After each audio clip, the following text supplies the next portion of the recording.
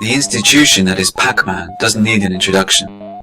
Perfection in its simplicity and execution, it quickly became one of the most played games of the 1980s, and eventually one of the most successful of all time, not least in its homeland of Japan, where our story begins.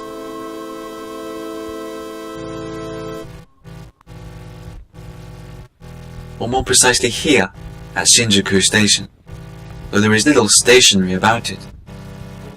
A near constant throughflow of commuters and travellers makes it the globe's busiest, with an average 4 million people passing through its 200 exits each day, for business or pleasure, if they can find the right exit. So what? The impatient audience may ask. Fair point, I may reply, but buried under these numbers, the central character in our tale has been all but forgotten. Not Pac-Man, no, but Salaryman, though you may be forgiven for getting confused. Though synonymous with Japanese growth at its peak in the 1980s, times are hard for the corporate warrior. Increasing competition from abroad and industry-wide cutbacks have made his stay at the office a much more uncomfortable one. The cushion of lifetime employment has been swept abruptly away, a relic of his father's generation. Threat of redundancy, or worse, hangs above his head like the sword of Damocles, ready to plunge into his deflated chest, should he wish to sneak back home ahead of colleagues for a few hours' sleep. It is surely no surprise, therefore, that Karōshi, or death from overwork, is not an uncommon phenomenon in Japan. First appearing in the late 1960s with the sudden collapse of a seemingly healthy 29-year-old shipping company clerk, the workplace spectres of acute heart failure and stroke have been attributed to over 10,000 deaths per year. Unofficially, that is. And where does the buck stop? It would be wishful thinking indeed to presume we too are safe from such a fate. Where once Japan outstripped its neighbours by a wide margin, the gap in working hours is being slowly bridged by tired and calloused hands. Regional press have recently claimed Karōshi to have dragged more than 500,000 Chinese to an early grave, driven mainly by employers thirsty to claim victory over foreign competitors. Blood has now been spilled by corporate warriors on both sides of a war where a single shot has yet to be fired, where casualties are born of self-inflicted wounds under the payload of accumulated overtime. And it is not simply a matter of hours. Soaring rates of unemployment, and especially in the case of Japan, the burden of an ever-aging population, have raised the stakes of losing a much-coveted full-time position. Workplace pressure and the elevated release of stress hormones are the silent killers which, conveniently, for employers, remain hidden in the shadows of statistics. A number of early Karōshi cases were dismissed on grounds that the deceased must have been working double their normal overtime hours in the weeks preceding their unfortunate accident to qualify for family compensation. Thus months or perhaps years of accumulated stress of impossible deadlines were swept under the proverbial carpet. Well, the carpet bulges. It can take no more, and nor should it. Before the term Karōshi becomes as commonplace at home as it is in the East, we need to consider deeply the costs involved in overcoming recession. Is it really worth fighting such a war? Will history remember the fallen corporate warrior? My heart says no. My heart, for the time being still healthy, says a change of attitudes as well as institutions is in order. After all, legislation alone, however well intended, can always be circumvented by unscrupulous employers or the faceless bully of peer pressure. But worst, legislation could be viewed as a shifting of responsibility, hands washed and backs turned to the problem. Working time directives in the birthplace of Karōshi have indeed done little to stem the flow of occupational hazardry.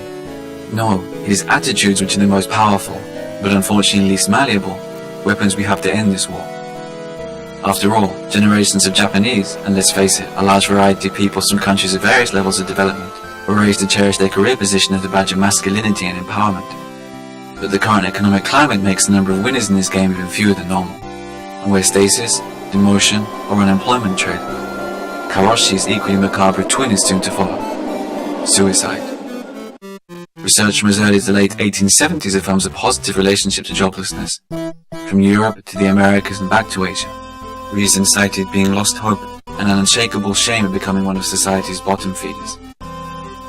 So here we arrive at the very definition of a rock and a hard place. Work yourself to death for fear of failure, or end your own life to quell the embarrassment of being state dependent. Clearly, a safety net should be there to catch those teetering on the edge of 20 business.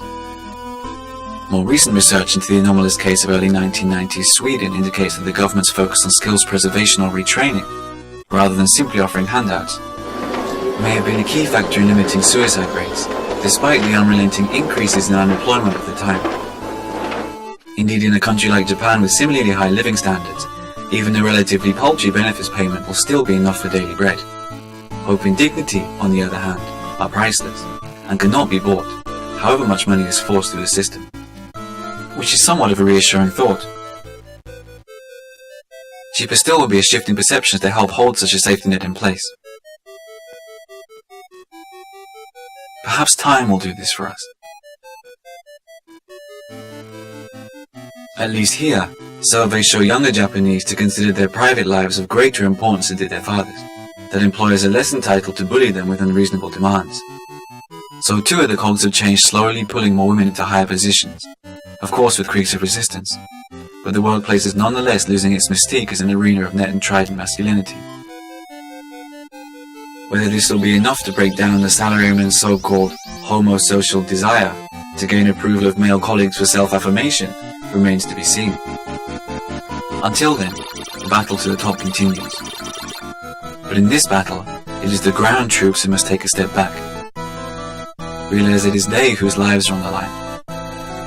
The self-preservation shouldn't simply be dismissed as selfishness or laziness. The spending time with loved ones isn't necessarily a luxury that will wait until tomorrow.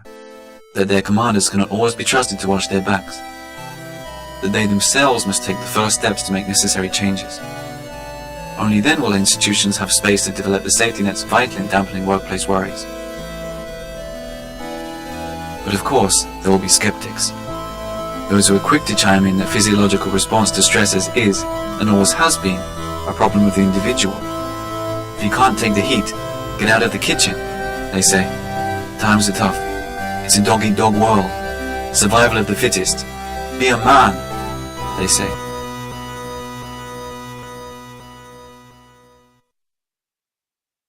And it works, for some. But I digress. I don't even have a full-time job. On occasion, I pass through Shinjuku Station, I play a little Pac-Man, and lose a little of myself with every click of the button.